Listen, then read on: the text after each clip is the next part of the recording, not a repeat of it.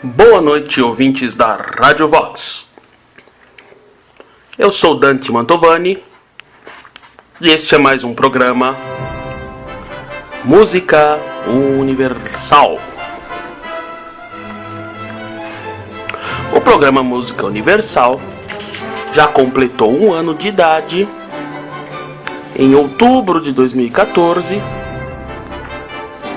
Isso nos dá muita satisfação aqui na Rádio Vox, porque tivemos a oportunidade de mostrar os principais compositores da história da música, as principais obras, os grandes períodos históricos, desde o início do surgimento, nos primórdios da música erudita ocidental, desde o canto gregoriano, passando pela Renascença, Barroco, Classicismo, Romantismo, Modernismo. E estamos aqui hoje novamente. Vamos colocar mais um tijolinho neste imenso muro, esta imensa construção, esta imensa obra arquitetônica que é a história da música. E com imensa satisfação, hoje abordarei a obra do compositor inglês Sir Edward William Elgar. Nascido na Grã-Bretanha em 1857, viveu até 1934. E como um bom intelectual inglês, foi condecorado com título de nobreza, foi agraciado, com a insígnia de primeiro baronete. E Elgar é uma peça interessante da história da música, principalmente da música britânica, porque ele é considerado o grande ressuscitador da arte musical insular. Quando historiadores se referem à arte produzida na Inglaterra como arte insular, ou por exemplo a música insular, estão se referindo à ilha, porque a Inglaterra é uma ilha, cercada de água, de mar por todos os lados. E sempre houve algumas particularidades culturais nessa ilha inglesa, e na arte não deixa de ser dessa forma. A música britânica tem as suas particularidades. Só que os grandes mestres da arte musical na Inglaterra foram lá do período barroco, certo? Como por exemplo o Henry Purcell, sobre o qual eu já fiz aqui um programa. E antes, na Renascença, houveram muitos compositores interessantíssimos, como por exemplo John Dowland, um grande compositor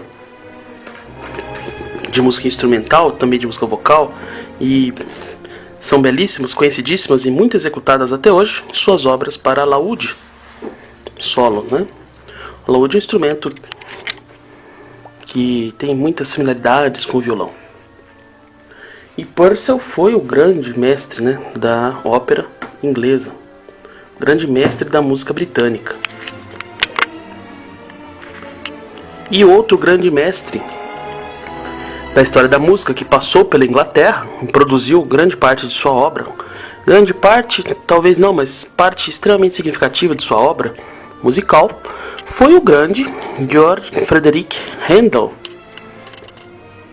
Para vocês terem uma ideia da importância de Händel para a história da música, ninguém menos do que Ludwig van Beethoven considerava o Händel como o maior de todos os compositores da história da música. Está certo? Para Beethoven considerar alguém o maior compositor, vocês imaginam o vulto que tem que ter esse camarada. não é mesmo? Já fiz vários programas sobre Beethoven aqui e vocês sabem de quem que eu estou falando. Então, essa é a dimensão de Handel. E desde Handel e Purcell, nos séculos 17 e 18, respectivamente, que a Inglaterra não produzia talentos musicais da magnitude desses compositores que eu mencionei agora. E agora, no século XX, finalzinho do século XIX, virada para o século XX, a Inglaterra ressurge na história da música através da obra de Sir Edward William Elgar. A obra de Elgar é muito popular, não apenas na Inglaterra, na Europa, mas também na América, no mundo todo. Obras que apresentarei aqui hoje são extremamente conhecidas, embora em alguns fragmentos, né? Porque às vezes na música erudita existe muito esse fato de que as pessoas conhecem apenas curtos fragmentos das grandes obras-primas. Esses fragmentos não deixam de ser obras-primas, mas não são a obra completa. Então há muitos fragmentos que são tratados como obra completa, mas são fragmentos. E eu vou apresentar aqui hoje algumas obras que certamente de algumas delas vocês já ouviram alguns temas. Vocês já conhecem, que são temas bastante populares, bastante tocados, né? Por orquestras no mundo todo, por bandas de instrumentos de sopro, de metais, bandas militares. Porque tem isso, a música britânica dessa época, e especialmente na obra de Elgar, tem muito a presença do elemento marcial, militar. Por quê? Porque na época que Elgar viveu, a Inglaterra era a grande potência militar do mundo e vivia em guerra em várias regiões do mundo, mas principalmente aquela era a época das vésperas da Primeira Guerra Mundial. Então a tensão militar no mundo todo estava assodada, e a música de Elgar reflete essa tensão militar, trazendo, incorporando muito do caráter marcial às suas composições, como é o caso, por exemplo, de uma das obras que eu vou apresentar aqui hoje. Uma série de variações, de marchas intituladas Pompa e Circunstância. Essas marchas, já na época de Elgar, eram utilizadas como música incidental para cerimônias militares, de congratulações aos soldados destacados, né? E cerimônias em geral. A música de Elgar é muito utilizada para isso, até hoje. Não apenas para cerimônias militares, mas cerimônias de todos os tipos, que envolve esse aspecto da solenidade, da formalidade, né? Da áreas de importância a qualquer evento. É uma música solene, extremamente formal. E de propósito fiz um programa sobre Antonín Dvorak. Uma semana antes, semana passada, o programa foi sobre Dvorak. Por quê? Porque eu entendo que a principal influência de Edward Elgar na música europeia continental foi a obra de Dvorak. Isso é uma visão pessoal minha. Inclusive não conheço nenhum outro historiador da música, ou musicólogo, ou maestro que tenha essa visão. Mas eu identifico muitas similaridades. Em especial no aspecto formal e até mesmo temático. A grande diferença entre Elgar e Dvorak é que Elgar tem esse caráter mais militar e os temas são mais relacionados às canções populares britânicas e canções militares também britânicas, ao passo que Dvorak utiliza-se de músicas, canções folclóricas da Morávia, que corresponde à região da hoje chamada República Tcheca, na época dele, Tchecoslováquia. Então tem um caráter mais eslavo e Elgar tem um caráter mais britânico, mas formalmente eles são muito parecidos, porque cultivam as formas clássicas, e Elgar é um grande cultor das grandes formas históricas da música erudita. A primeira obra que vou apresentar de Elgar, inclusive, é um concerto para violoncelo e orquestra que revela isso que estou aqui antecipando, que o Elgar dominava com muita maestria as formas clássicas. O concerto é a forma clássica por excelência, forma sonata, está certo? E eu vou apresentar apenas o primeiro movimento, porque tem outras obras para apresentar e nós temos uma limitação temporal aqui no nosso programa semanal. Mas já fica a deixa para que vocês pesquisem e escutem os outros movimentos. Embora este primeiro movimento seja fantástico. E eu trouxe uma gravação para vocês que é emocionante. Extremamente emocionante. Que é uma apresentação ao vivo regida por a Orquestra Filarmônica de Londres, tá? Em 1967, regida pelo maestro Daniel Barenboim, que é até hoje um dos maiores maestros vivos em atividade. E a particularidade que torna emocionante esta gravação é que quem estava solando o violoncelo era a falecida esposa do maestro Daniel Barenboim, a Jacqueline Dupre.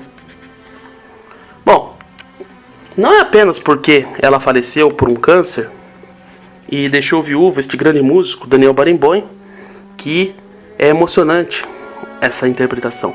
É porque ela, como musicista e violoncelista e intérprete de Elgar, realmente conseguia passar essa emoção toda. E a própria interpretação da Jacqueline Dupre é emocionante. Porque é realmente uma grande intérprete, uma grande instrumentista. A propósito, eu estou apresentando aqui na obra de Elgar, mas as interpretações da Jacqueline Dupre ao violoncelo mereceriam um programa à parte. Uma grande cellista, dentre os 3 maiores cellistas do século XX. E na minha opinião é a que eu mais gosto. Bom, eu acho que é a maior violoncelista do século XX. Ao menos na questão do repertório sinfônico. E vejam que coisa, o violoncelo não é um instrumento muito fácil para mulheres, em especial uma mulher como ela, que era muito magra, com um aspecto frágil até, e tocava divinamente o violoncelo. Vocês vão ouvir agora, não preciso me estender em palavras. Mas é realmente emocionante essa interpretação e também esse acontecimento trágico que ceifou a vida dessa grande musicista do século XX, deixando viúva este outro grande músico que tem toda a minha admiração desde que eu o conheci há muitos anos atrás, que é o maestro argentino naturalizado israelense Daniel Barenboim. Vamos ouvir então agora esta magnífica interpretação com a Orquestra Filarmônica de Londres, Barenboim e Jacqueline Dupre. Primeiro movimento do Concerto para Violoncelo e Orquestra de Edward Elgar.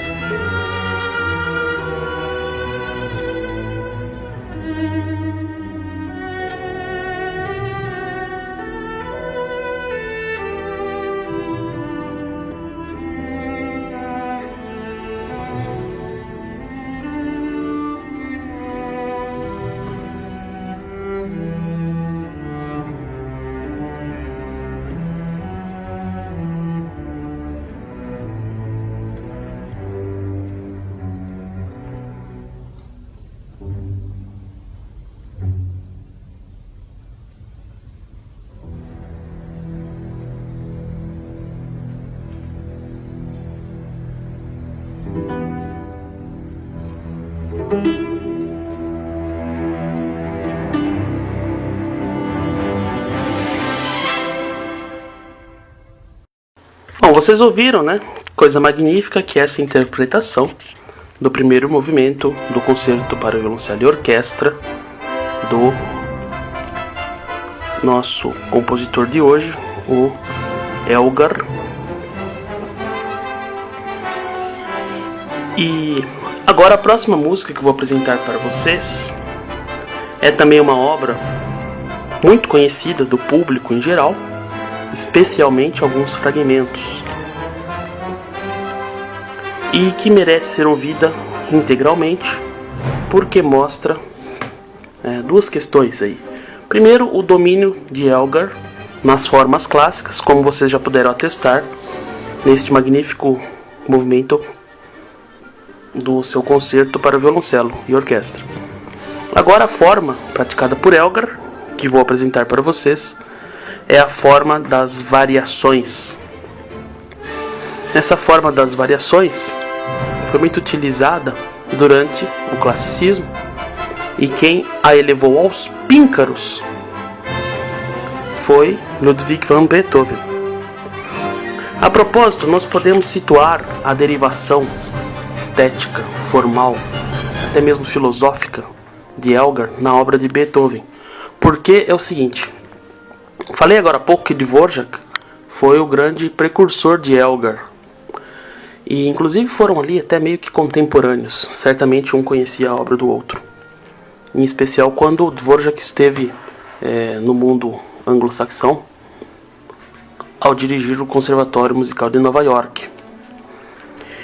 E Dvorak, por sua vez, teve como grande mestre, como grande ícone, Johannes Brahms, o qual, por sua vez, teve como grande mestre, grande ícone e grande inspiração Ludwig van Beethoven.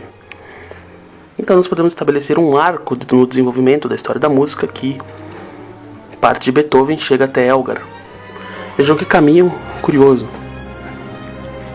Claro que há outros compositores nessa linha também, mas Elgar tem essa filiação. Esse é meu entendimento. E alguns outros musicólogos concordam também com essa ideia que eu agora vos apresento. Bom, nessa obra que vocês vão ouvir agora, essas variações Enigma, opus 36, para orquestra. Quando Beethoven praticou as variações, praticou ao piano, né? O que são as variações? Consistem naquele tipo de obra em que um compositor pega um tema, trabalha esse tema com variações. É o mesmo tema que ele volta o tempo todo com as suas variações, e você reconhece facilmente qual é o tema, né? Porque ele é reapresentado de maneiras diferentes. É um princípio básico de composição musical, como bem atesta Arnold Schoenberg em seu tratado de composição musical. Ele fala muito sobre a importância da forma variação e da prática de variações para o aprendizado das principais técnicas de composição musical. Agora, o Elgar faz uma coisa muito interessante nessas variações para orquestra, porque ele não apresenta o tema de cara. Ele vai apresentando caracteres diferentes, como se ele variasse as mesmas ideias, variando os seus respectivos caracteres, o seu ethos, os sentimentos que as obras passam, certo? Vocês perceberão que há vários momentos discrepantes dentro dessas variações. Uns são mais abrasivos, marciais, lembram esse aspecto militar que eu falei, que é muito presente na obra dele. Outros momentos são mais bucólicos, campestres, né? E lembram o campo, lembram a infância, a juventude, a paz, a tranquilidade da natureza. E há quem diga também que Elgar estava fazendo uma grande homenagem à Inglaterra e às suas diversas paisagens distintas, que há várias paisagens diferentes na ilha, e ele estaria a homenagear esta magnífica diversidade natural do país em que ele nasceu e viveu a vida toda. Mas é interessante que exatamente o nome da obra, Variações Enigma, é enigma exatamente porque o tema é enigmático. Mas ele dá algumas pistas e principalmente na harmonia. A harmonia que ele utiliza para fazer as variações é sempre recorrente.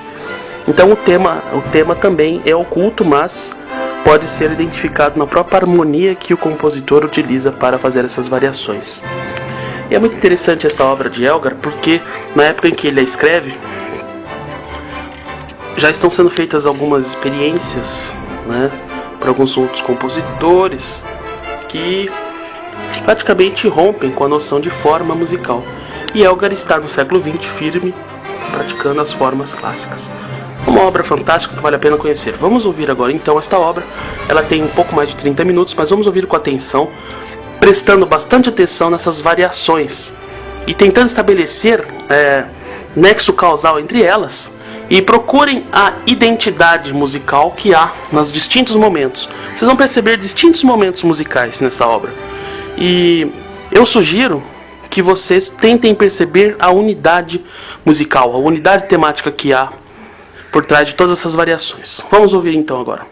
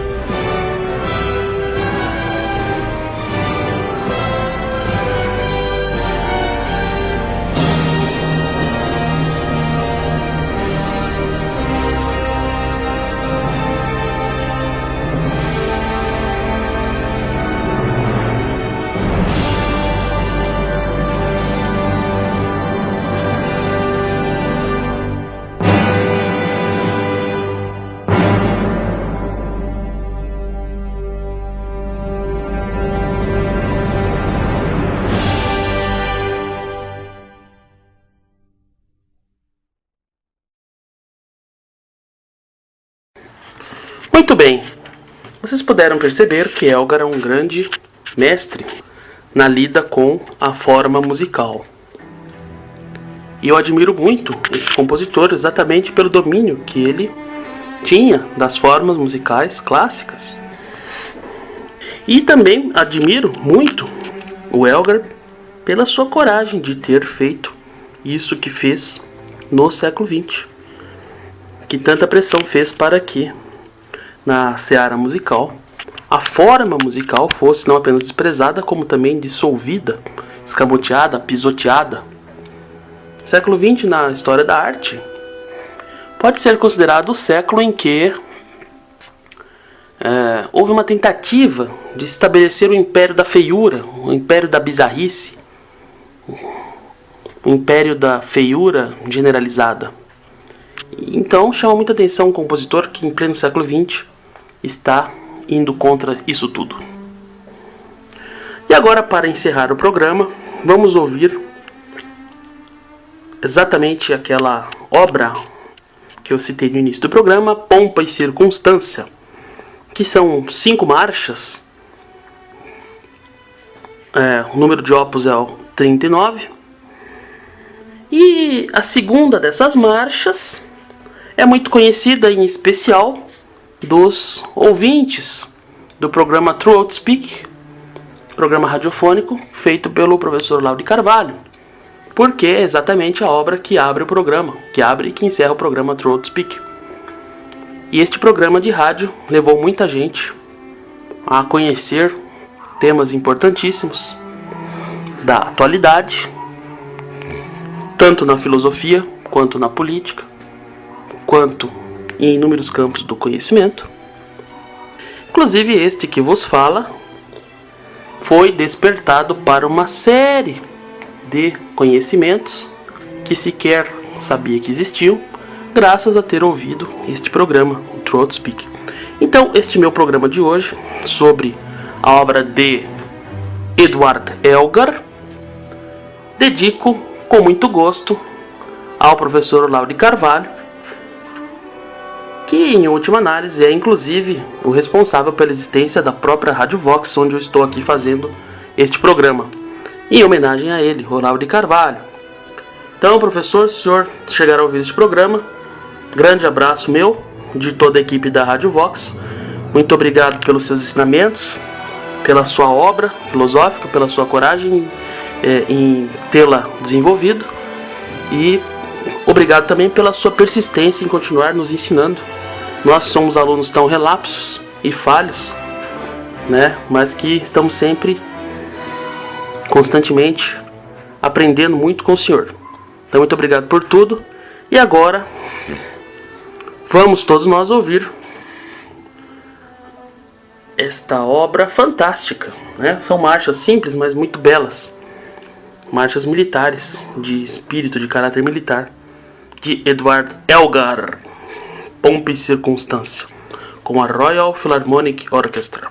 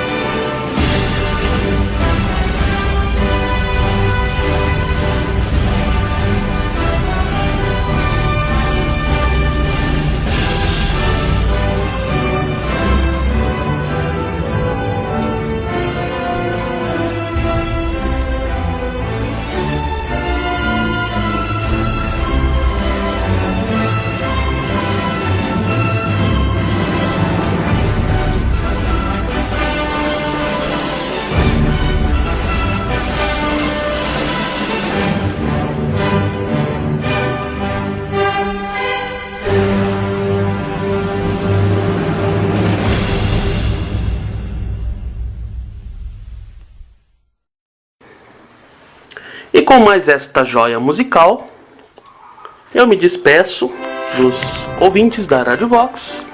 Convido a todos para ouvirem as reprises do programa Música Universal, que vão ao ar todos os dias ao meio-dia na Rádio Vox, a rádio da alta cultura. Se vocês ouvirem os meus programas, as reprises dos meus programas, todos os dias ao meio-dia, seguramente vocês estarão a cursar um curso completo de História da Música. Tá certo? Já são mais de 60 programas sobre temas mais variados de todos os períodos da história da música. Então convido a todos a ouvirem essas reprises e também os programas inéditos todas as semanas, nas sextas-feiras às 19 horas. Eu sou Dante Mantovani, este foi mais um programa Música Universal pela Rádio Vox, desta vez um programa dedicado ao professor Olavo de Carvalho. E mais uma vez agradeço a audição de todos, meu boa noite, até a próxima semana e fiquem todos com Deus.